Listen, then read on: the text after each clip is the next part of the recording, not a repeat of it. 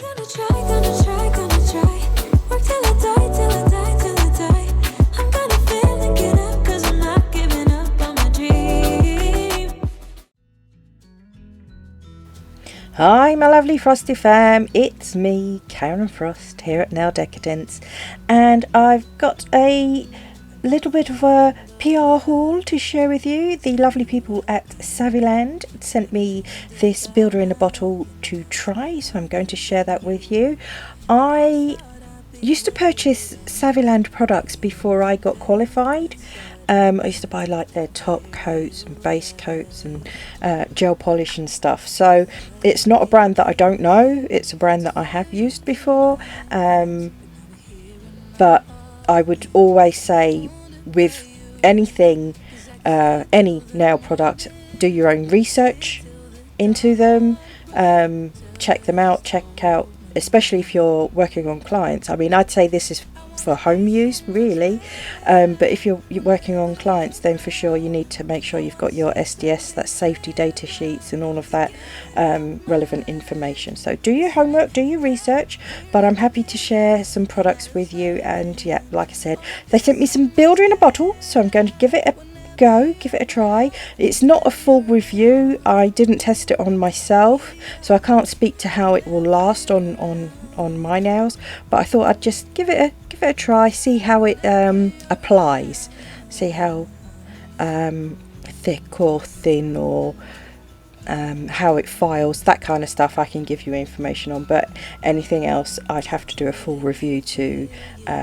be able to provide that kind of information, and that's not what this video is. So in that little box, as you saw, all of those bits came in with it, which is really quite handy. You had the pinching tool and some forms. I decided not to use the forms on this occasion, I'm going to use tips instead. So yeah, starting with the preparation, as usual I'm using my lovely Handolly. If you're after one, silicone practice hand, then I love my Handollies. You're welcome to use my affiliate code if you so wish. It's www.handolly.co.uk and my code is FROST10, and that will get you a discount on your Handolly. But yeah, so what I'm doing at the moment is preparing the nails. So this would be the natural nails, as it were. You always want to remove the natural shine and any cuticle from the nail plate. Obviously Handolly doesn't have any cuticle, but you know what I mean. You need to remove the natural shine. You don't really need to etch it really deep or anything like that. Remember, nails are thin products, they're naturally thin, they're not thick, so you want to be careful with how you're etching them. So literally just a buff over to remove the natural shine. Now, as you saw in the beginning of the video, this said it was a 5-in-1 builder gel, and it can be used to apply tips, so I decided to give it a go and try and apply the tips. Unfortunately the tips wouldn't stick, so with my first lamp, and then I tried with my handheld torch LED light, and it just won't stick. I think the nail tip is just too shiny for it to stick on.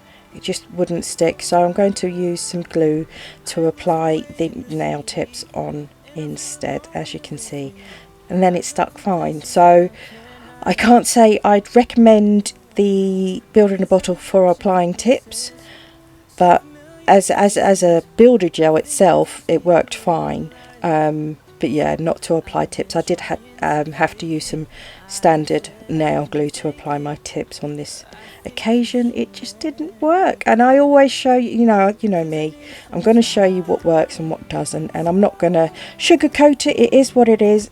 For me, using it as a glue to glue on nail tips just doesn't work.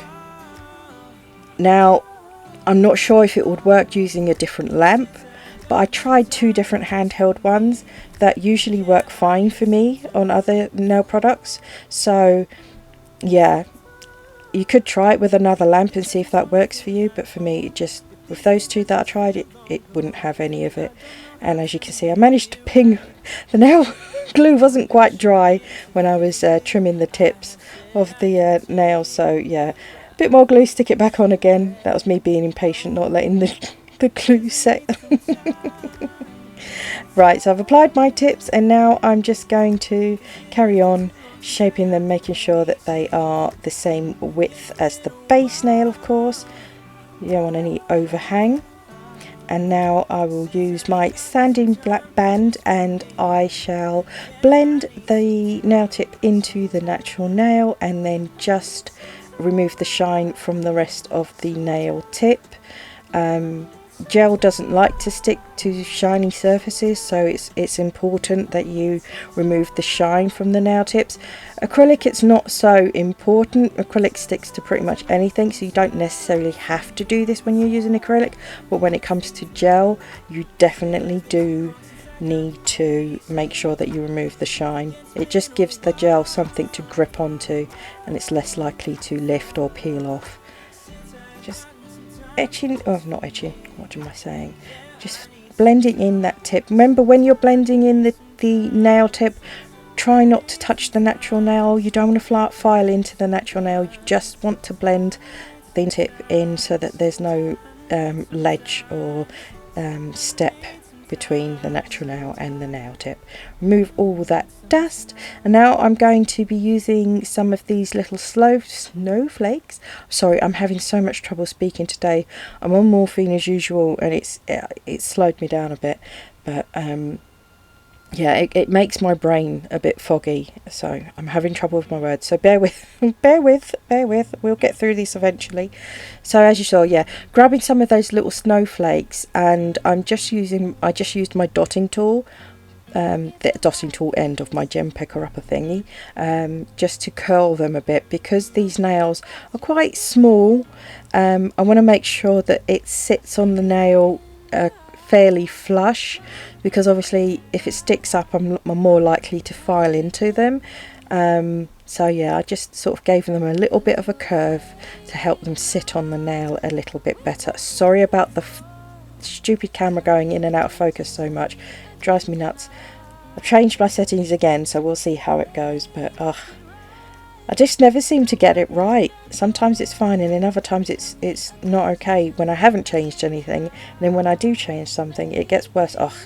It's all a learning curve. Anyway, so as you saw, I just applied a thin layer of the clear first of all to act as my base coat, and now I'm applying the pink builder in a bottle.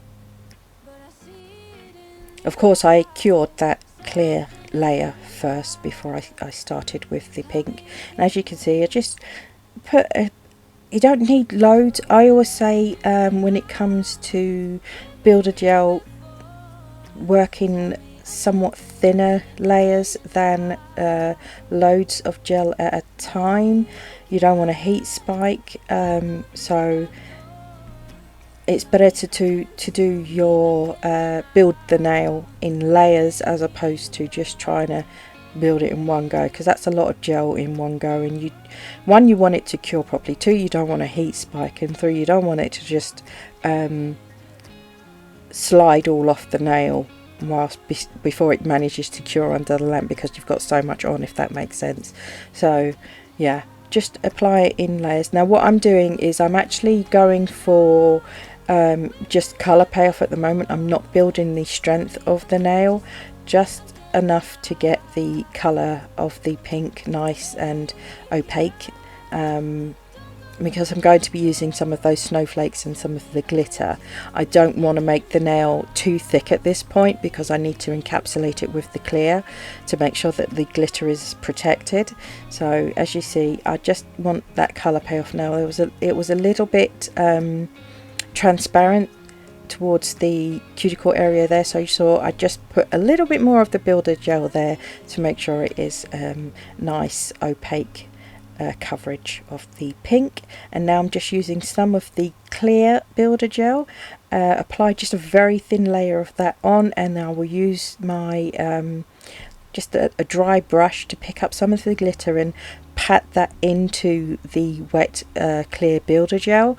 That way it's got something to grip onto, and when I cure it, it will hold all those glitter pieces in place so that I can then encapsulate all the lusciousness.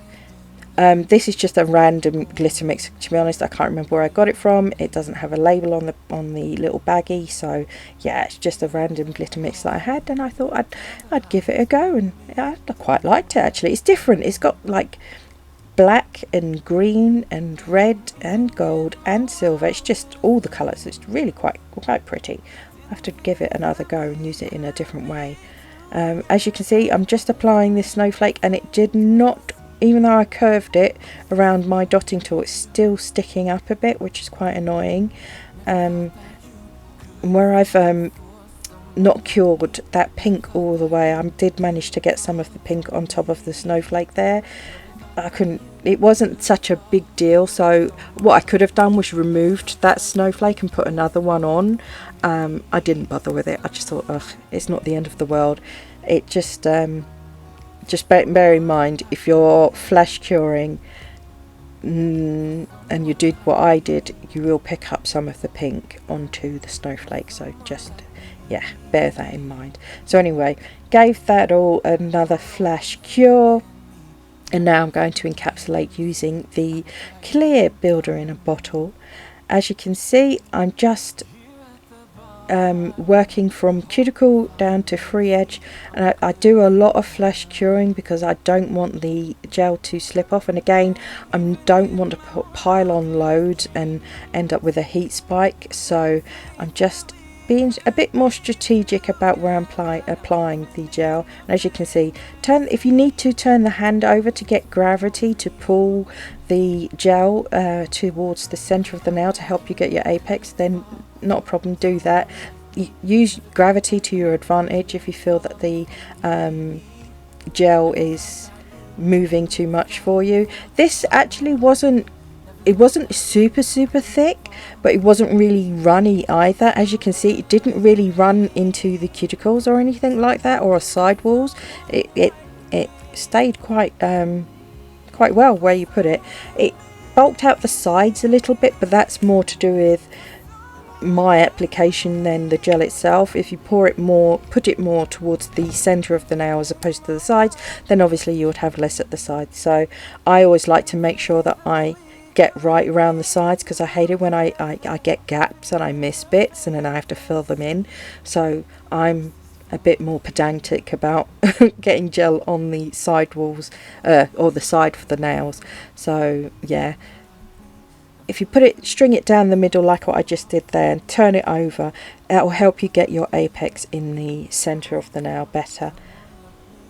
So once I have got those clear encapsulations done, now I will work on the middle two fingers, which will be just plain pink, because we've got that glitter on there on the two other fingers. I thought, you know what, I'll just keep the middle two just the plain pink so you can see the colour of it. It's a nice pink, it's a nice baby pink. Again, working in layers, definitely important to work on layers. So I'm just layering another layer. That's all you do with gel, you just layer and build it up. I'm still going to encapsulate the pink with the clear builder gel, but I wanted to show you what it was like using a somewhat thicker layer of the pink than I did on the two on the little finger and the index finger. As you can see, the more pink you add, the darker the pink becomes. So as you can see, where I put a thinner layer on, it's lighter on the little finger and the index finger, but if you add more of the pink on top of that, then you'll get a slightly darker pink. So it's up to you what your preference what your preference is, whether you want that to be the darker shade or whether you want it to stay the lighter shade. It's good to know so you can see what it looks like. Obviously, if I wanted them exactly the same colour, I wouldn't have built up the pink the way I did. I would have left it with just the first thin layer, so that it was exactly the same tone and shade as the other two fingers, the index and the little. So yeah, up to you, the choice is yours, but I'm the same with when it comes to acrylic. I like to cap everything in clear. I just like the way it looks, and obviously clear is strong as well, so win-win in my opinion. But it's the same principle that I do with acrylic. I like to encapsulate everything in clear. If I've got a clear available to me, I prefer to use that to encapsulate and just build the strength of the nail that way. Again, just adding that clear. Now I will turn the nail and look at it from all different angles to make sure that all of the apexes are similar, so that the nails are all a similar thickness, and make sure the apex is in that back third. I want a strong nail. They don't have to be super thick. These aren't, you know, especially long nails, but you do want a little bit of strength there, of course. So as you saw, I just put that bead right where I needed the apex to be, and then quickly put that in the lamp to flash it, cure it in place, and then carry on building out the rest of the nail. Again, looking from the side, as you can see. And once I've done all of the nails, then I can give it all a full cure for 60 seconds. And now it's filing time. Are you a Frosty filing freak? If you're not, please go ahead and skip to the timestamp in the corner of the screen. But if you are a Frosty filing freak, here we go. So I'm using some rubbing alcohol and a lint-free wipe that isn't lint-free. Using that to remove, I don't know why they call them lint-free when they're really not. Anyway, yeah, using that to remove the tacky layer from the nails. I always do it twice. It's just my personal preference. I like to make sure that I've removed all of the sticky, absolutely all of it. That's one thing I don't appreciate about gel, is the stickiness. So yeah, I always double cleanse. That's just how I roll. So as you can see, I've started with my hand file, and I'm filing the side walls, getting those nice and straight. And you'll see that I stop often and also look at all of the nails together. I'm trying not to get a wonky nail. Oh, I was having trouble with my hands that day, and they were cramping so bad. Oh. And considering this is a short set, which takes a lot less filing than a long set does, my hands were just not happy this day when I was filing. You'll see I stop often because of the cramp. Yeah, it's really painful that when the muscles seize. Yeah, so annoying. But it's you got to file with your hand file if you want straight sides. I mean, you can do some of it with your e-file, but if you want if there's not a huge amount of filing to do with your hand file and you want them nice and straight, then hand file is the way to go. E-file is not really going to get it as straight as a hand file will. So yeah, needs must, soldier on.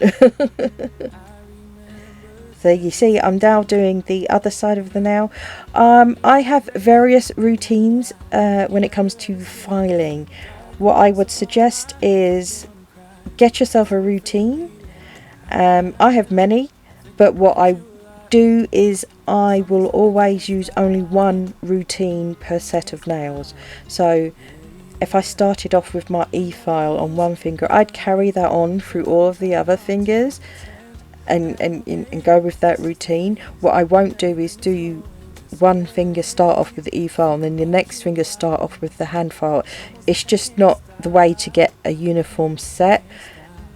Getting yourself into a routine and doing the same thing on each finger really is key to getting a uniform set, but also stopping and looking and comparing each nail to the other nail previous and around it.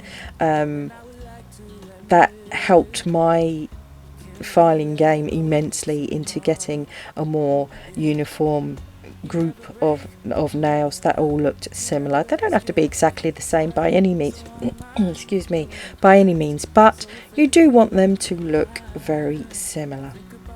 As you can see, I have switched to my e-file and I'm just using a diamond bit to go around that cuticle area, get that nice and flush. Always remember, when you are going around that cuticle area, do not dig your e-file into the natural nail. You are just making sure to file the product itself, not into the natural nail. You really do have to pay attention to make sure that you're only filing the product itself. Once that's done, I switched to my sanding band.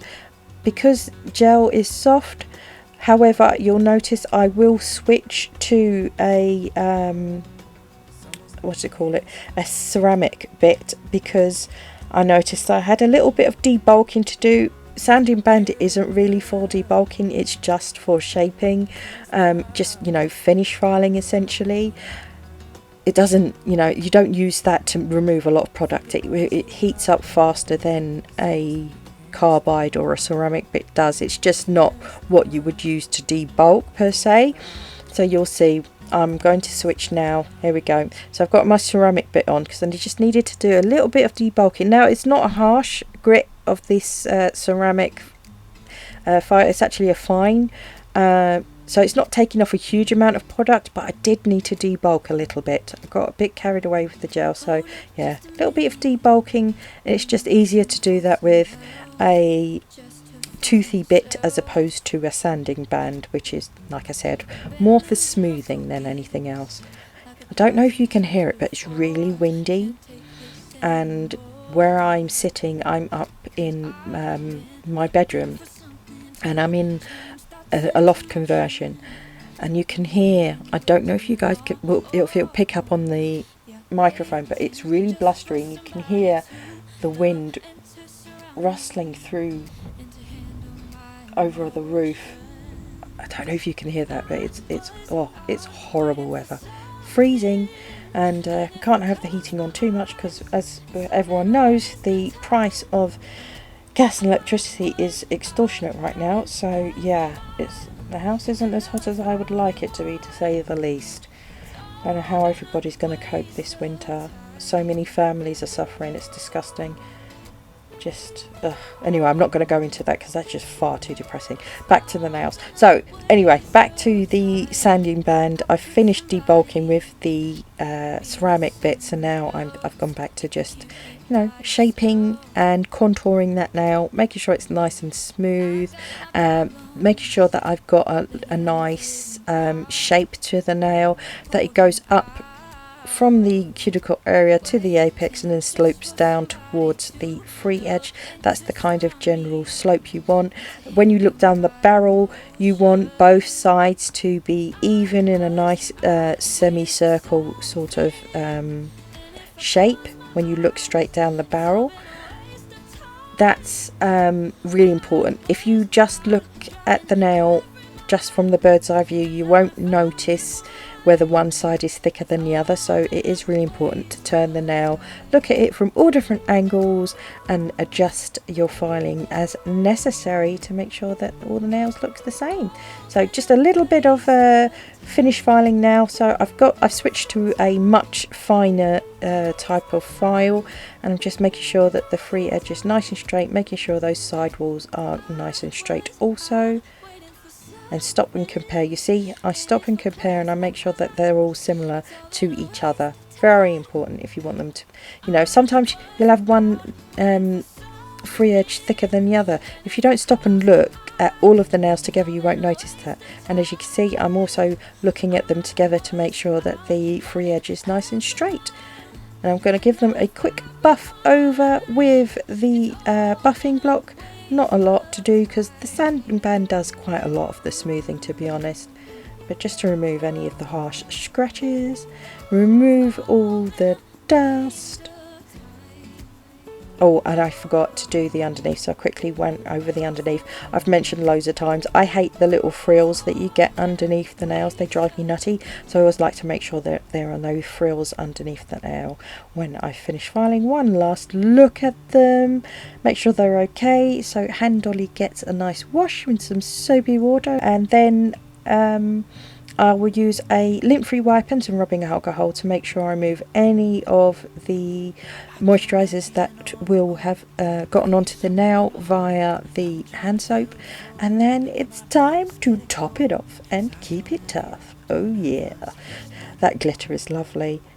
and I really do like this pink. So yeah, thank you ever so much, Saviland, for sending me these products. As you saw in the beginning, I do have a discount code for you guys to use. It's Frosty Fam 20. It's not an affiliate code. I always put it, if it is an affiliate code, I'll always say that it is, but yeah, this one's not an affiliate code. It's just for you guys and myself to use should you wish to buy any products. If you're not a professional, these are handy to have because it gives you access to some nice products, and you don't have to be qualified to use them on yourself. But I do suggest you do a little bit of research and make sure that you're using products safely. You know, educate yourself about not getting it on the skin and all of that kind of stuff. You know, just because you're a home user doesn't mean you don't have to, you know, look into it and be safe and all of that. I really would like you guys to be safe the way you're using nail products. They are not meant for skin, and there are do's and don'ts, and it's really important that you know them if you're going to be doing your own nails. So this is the finished set. If you have not done so already, please go ahead and click that subscribe button, join the Frosty Fam. If you've liked this video in any way, shape or form, please click that like button for me. I'd appreciate it ever so much. Thank you for coming to my channel, spending some of your most precious time with me. I appreciate you very much. And if you feel like it, you're more than welcome to leave me a comment. That's all I got for this time, peeps. You take care now, and I'll speak to you all again very soon. Bye for now.